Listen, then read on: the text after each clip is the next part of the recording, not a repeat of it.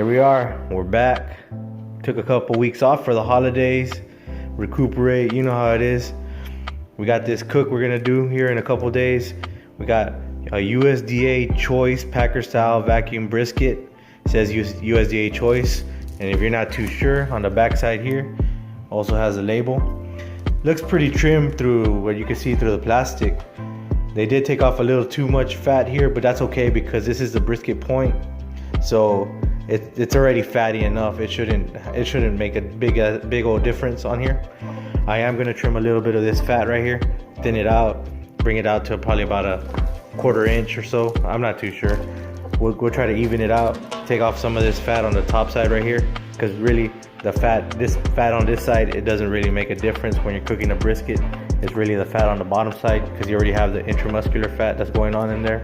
This is not as marbled as, say, a prime brisket would be, or like a Wagyu brisket would be, but it's still got some marbling in there. Not very much, but it's got some. So yeah, I'm gonna take this out of the package. I'm gonna get it all cut up, seasoned up or whatever, and then I'll show you the end result. Here's the brisket out of the package. Like I said, I'm gonna trim all this fat that's on the top side because it's not really needed. I want the salt and pepper to penetrate the meat, to season the meat is better. So this fat's not gonna allow it to do that. So what I'm gonna do is take all this fat off the top, and then I'm gonna flip it over and then trim the bottom side. So I'll show you here in a little bit. All right, here we are. Finished trimming up as much as I wanted to go. I didn't want to go too far, but yeah, I got a majority of the fat off from here, from this area as well. Took off a large amount of the fat from this area. I trimmed off some of the oxidized meat on this edge over here. I do have a couple pieces that I'm gonna trim off here in a little bit. But yeah, look at this point, all that marbling, man. It looks good, delicious.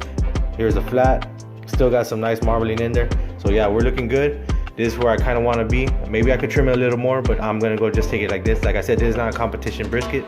This is the Franklin experience at home.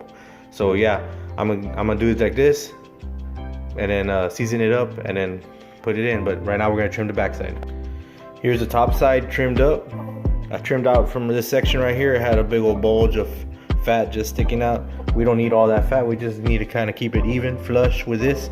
Yeah, it's kind of curved. It's because I'm trying to fit it all onto this cutting board. I trimmed this as much as I could. And one question that came to mind is like, how do we know it's too much fat is being cut away? Well, yeah, you'll get a hole. Yeah, so see, this is not perfection, right? I'm learning as we go, but yeah, that's how you get better, right? Practice makes perfect. So yeah, we're working at it.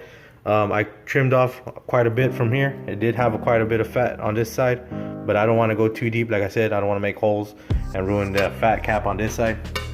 So yeah, that's trimmed right there. So we're gonna get this bad boy seasoned up, and I'm gonna start on the fat side because this fat side is actually gonna go to the bottom when I set it in the pan. Because when I want the dry brine, I want the seasonings on the top side so they soak down into the meat. And the fat, this is not gonna really allow the fat, the salt to actually go in. The pepper is not really gonna go in, so it's just gonna sit on the surface of the fat. So yeah, I'm gonna season this side first, flip it over, put it in the pan, and then season the other side. All right, here's how I'm gonna do the seasonings. What I'm gonna do is I'm gonna get equal parts of black pepper and then equal parts kosher salt, and put them in this Ziploc bag. All I got to measure is this tablespoon scooper. I don't got nothing bigger, and plus it probably won't even fit inside the pepper jar. So what I'm gonna do is count probably 8 and 8. See if that looks like enough seasoning, because this is a 16-pound brisket. So we'll go 8 and 8, see how it looks. If not, we'll do 10 and 10, or as long as we keep it equal parts, the same, one tablespoon, as long as we keep it the same. So yeah, I'm gonna measure it out right now, see how it looks, and then we'll go from there. I rested the bag over this handle of the pan, so it made it a little easier to pour in there. But we went with 8 tablespoons of pepper, 8 tablespoons of salt. That looks like it's plenty enough. I'd rather have too much than not enough seasoning. So yeah, I'm gonna shake this bag up, actually close it up, shake it up, and then I'm gonna cut a hole in the corner to start seasoning. Here it is, all mixed up. I rolled the bag a couple times, got the salt and pepper evenly dispersed, and then I cut a corner here. It's hard to tell, but yeah, I cut the corner here so I could use that to season the meat. So right now I'm gonna start seasoning the backside. I won't show that part. I'm gonna show the other part, the top side where the meat's gonna be at, so you can get a general idea of how much seasoning goes into the brisket, because it's gonna look like a lot, but remember, this is a large piece of meat, so you're gonna use a lot of seasonings. So I'm gonna do the backside right now, flip it, set it in the pan, and then start seasoning the other side, and I'll show you that part. On second thought, I'm gonna show you the backside. You're probably looking at it like, dang, Jacob, you put way too much seasonings. But no, this is the amount of seasoning it's gonna take. It's hard to show you because the light's wrong, and then I have it over here on the other side of the kitchen, so I can put it right in the pan. But yeah, it's a lot of seasoning, but it's not as much as it looks worse than it is what I'm trying to get at. And yeah, when you're seasoning, make sure you get the sides. What I do is I put my hand as a cup right here on the side, and then I just rub the salt into it, the pepper into it, and just do that all the way around. Make sure you get every nook and cranny, make sure everything is well seasoned, and then you do your other side. Like I said, this is a fat side, so it's not really gonna absorb the salt and the pepper. So it's really more just so I can have a little flavor on this side of the meat. So right now I'm gonna flip it over, put it inside the pan, and season the other side. So here we are, all seasoned up. Like I said, it looks like a lot of salt and pepper, but remember, it's a 16-pound brisket, so it's gonna take it all. Right now it looks like the salt is on the top. After it sits in the refrigerator overnight, that salt is gonna absorb into the meat, and as it absorbs into the meat, here's my thought process, it's gonna absorb the flavor of the pepper into the meat. Does it work? I don't know. All I know is this process is called dry brining, so I'm thinking that's what happens. But it also helps retain the moisture in the meat, keeps the meat from drying out and during the whole cooking process. So right now, this is all the seasoning I want to put. You can pat it down.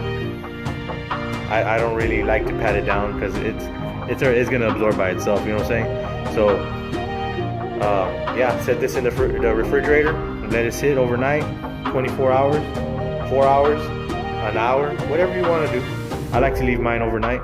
So yeah, we'll get this in the fridge, let it do its thing, and we'll check it out here tomorrow.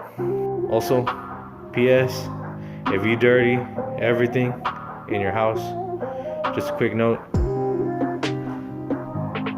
make sure you clean the mess before your wife gets mad at you. This is just for you guys out there, you know what I'm saying? So yeah, make sure you clean everything up, make sure everything's safe, and yeah, we'll catch you tomorrow. Time to get this fire started. I already pulled the brisket out of the fridge. I'm gonna leave it sitting on the counter at most maybe an hour, depending on how long it takes to get the fire started.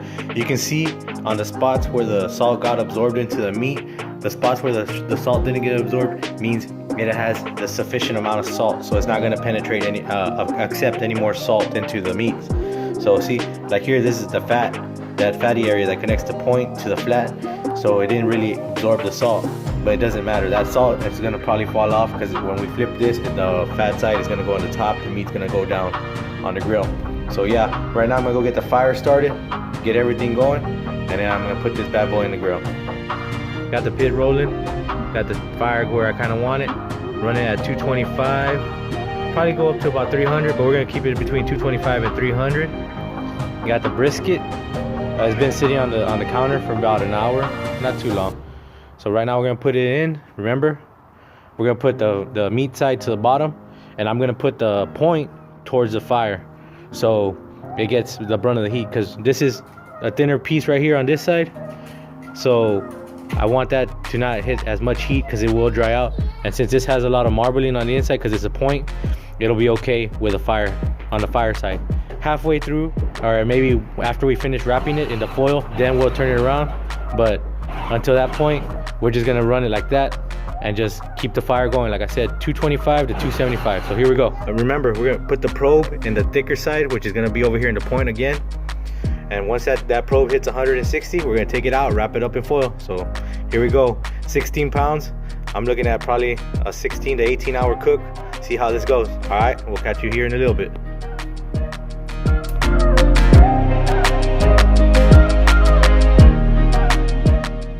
Okay, we're gonna pull the brisket out. We're gonna put it in the foil. We stalled out on our temp. We're at 155. and then it just started going backwards to 153. Now it's at 151. So we're gonna pull it out and wrap it up in the foil. It's fine because we had plenty of smoke on this meat. It's been smoking since 8 o'clock last night, and it's already gonna be noon. So that's 12 hours plus another 16 hours of smoke. So we're fine. So we're already on the final stretch of this brisket. So here we go. I'm gonna pull it out, wrap it up, or actually I'm gonna pull it out, show it to you, and then wrap it up. Okay, here we are. Here's the brisket. Look at this bad boy. It's looking real pretty. It's got a real nice color to it. It's a little bit soft, a little jiggly, but it's still not there yet. But it's already got the nice bark on there. And see, it's stalling out because you see all that moisture on the top side. That's evaporating, so it's cooling the meat as it's drying. So yeah, it's time to wrap this up. It's already ready to go. So here we go. We're gonna wrap this up. Okay, we got the brisket already wrapped up in foil. It's already here in the pit. I use a heavy duty Reynolds wrap so I can do one layer of foil. Right now it's sitting at 151 degrees Fahrenheit. We're gonna take it up to 193 degrees. After that, we're gonna pull it out and let it rest for that 1 hour. So we're already in the final stretch. All right, we're getting very close. Look at that, 189. 4 more degrees to hit that 193. I was just letting y'all know, I got the ice chest set up. What I ended up doing on my ice chest is I set a foil pan down there so I could save all the juices that come out, so I could be able to use it for like a au jus, see if I can make something out of it. So yeah, getting everything prepped up, getting ready. We're real close. I'm going off. My thermometer likes to jump 2 degrees every time, so instead of stopping at 193, it stopped at 194.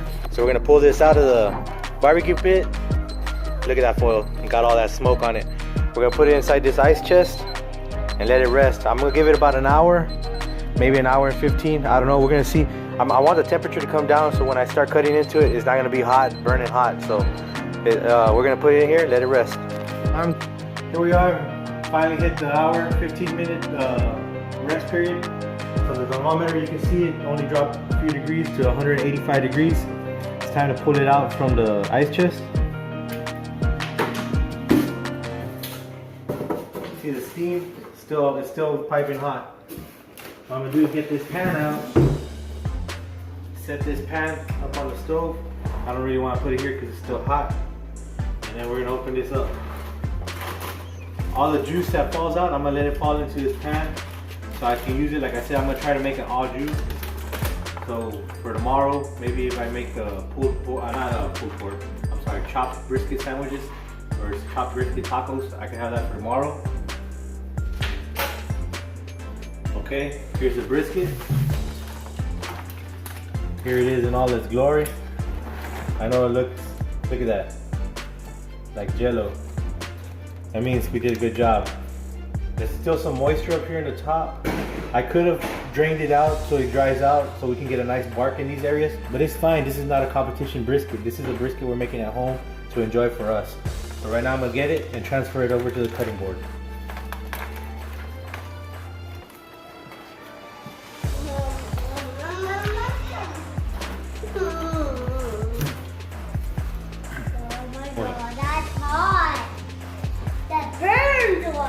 It's hot. So right now get the knife.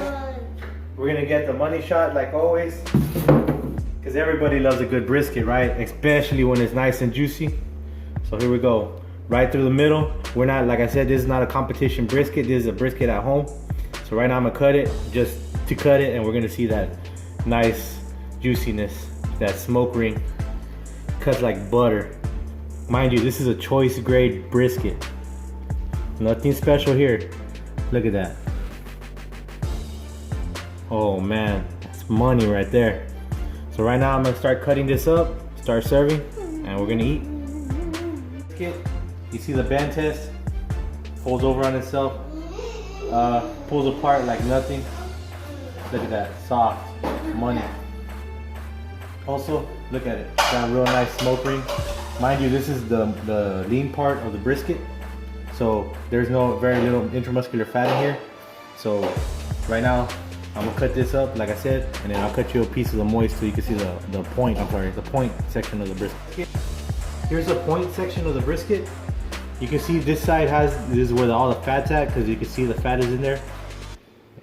Man, look at that. Soft, jiggly. The pull, like nothing.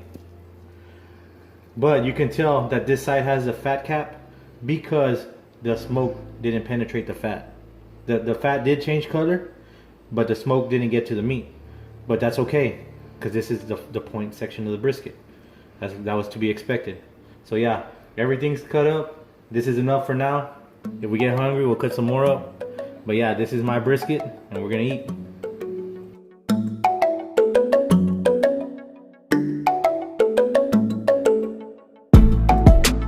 Here's my tacos all made, ready to go. I like putting some avocado in there. These are regular flour tortillas from here from San Diego. So yeah, I'm gonna do my slow-mo, or not my slow-mo, my high-speed devouring of this meal. So yeah, I can't wait to enjoy this meal.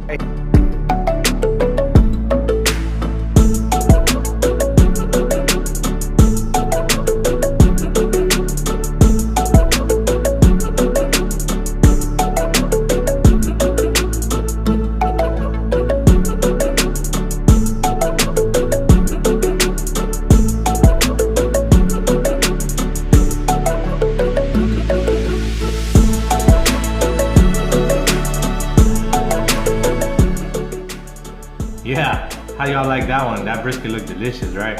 Yeah, I've been seeing my Facebook feed blow up with briskets. Everybody's cooking a brisket, everybody's doing briskets. And I said, man, I want brisket. And see, the thing with brisket is that once you cook it the way you like it, it's hard to go somewhere and enjoy it. Like say, I don't know, go to Rudy's or go to some other place, right? It's hard to go somewhere and enjoy it. So I told my wife, I said, hey, we gotta cook a brisket. And guess what she said? Yeah, let's do it. So, cooked it up. Got a plain brisket. Actually, this was a USDA choice brisket. It was nothing special, just a choice brisket. Cooked it up. Started at 8 o'clock at night. The cook time was started at 8 o'clock at night. I didn't pull it out till about 4 in the afternoon. So 8 till noon is 16 hours, plus another 4, 20 hours. 20-hour cook time. Excuse me, and mind you, I also gave an hour and 15-minute rest time. So it took me 21 hours to cook this brisket. And trust me, the amount of time to cook it was well worth the wait. Because this brisket came out tender, moist. It was next level. Like I use that term a lot, right? But no, it was next level, because I've never cooked a brisket that low, that slow, for that long. So it did open my eyes to see these new ways, not new ways, but this way of cooking, to take it real low and take it real slow. So yeah, I was excited. I'm excited. This was a great tasting brisket. I told you this is a Franklin experience. All I did was salt and pepper. That's what Franklin does. And I'm talking about Franklin in Austin, not Franklin from the Valle. So yeah, Franklin, the documentary I saw, he said all I use is salt, equal parts pepper. He does use prime briskets, but prime brisket is it's good. Use it, right? If you can get it, you can afford it, use it. But if you can't, hey, just a choice brisket do just fine. Hell, even the Packer brisket, was it the cheap one? Was it the special one? That would do you just fine as well. This recipe also works well with, like, say you go and buy just the brisket flat, or I don't know, they sell the brisket point. They might sell it separate, but I know I've seen the flats, and hell, it works well with that.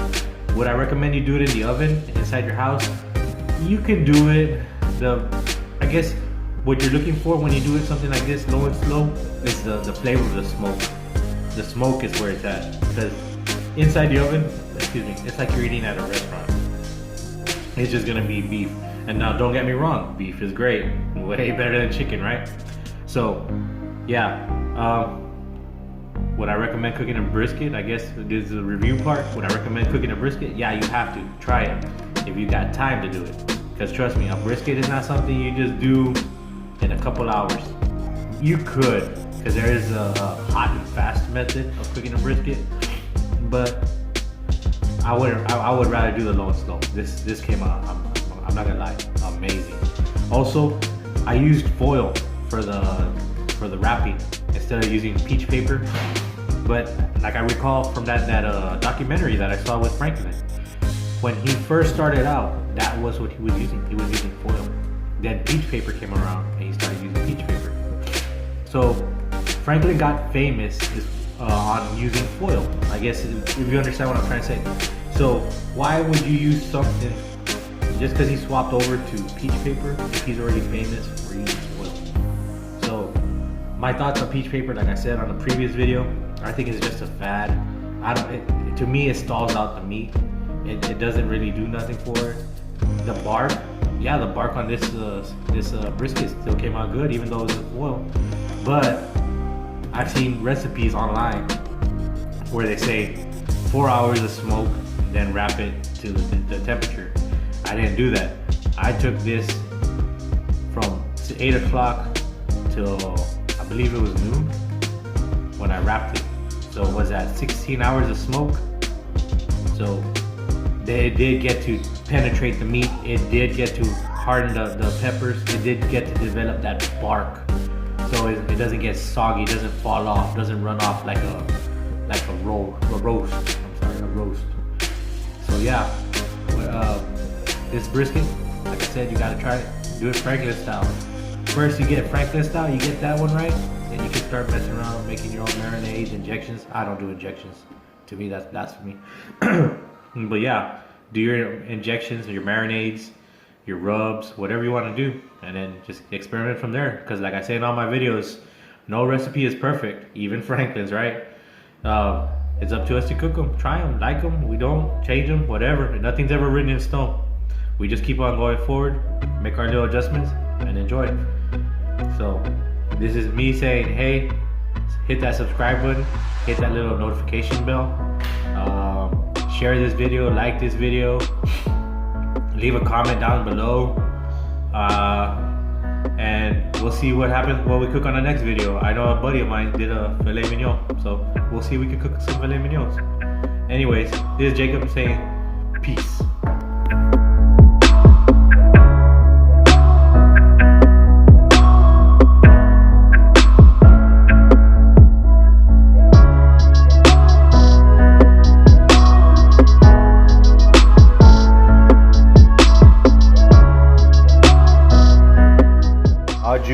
I've never made it before, and I've just seen it at restaurants and whatnot.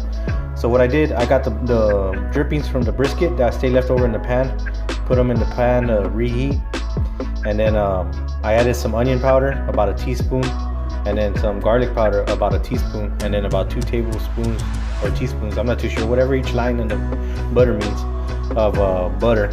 So it was a little cube of butter. But see, this is not an exact measurement because I don't even know how much broth this is. I figure it's about 2 cups, but I'm not too sure. But really all it is an experiment for my tacos. I chopped up the brisket, put it in the pan to warm it up, but I over chopped it. This kind of came out looking like cat food, but oh well. It's gonna go in my stomach, come out the same way, right? So yeah, this au jus came out good. I don't know if it's the right way because I've never really tried it other than in restaurants. So yeah, just like I said in all my videos, we'll just try and see. If it doesn't work, we'll fix it. If not, we'll scrap it. So yeah, until next time, this is Jacob saying peace.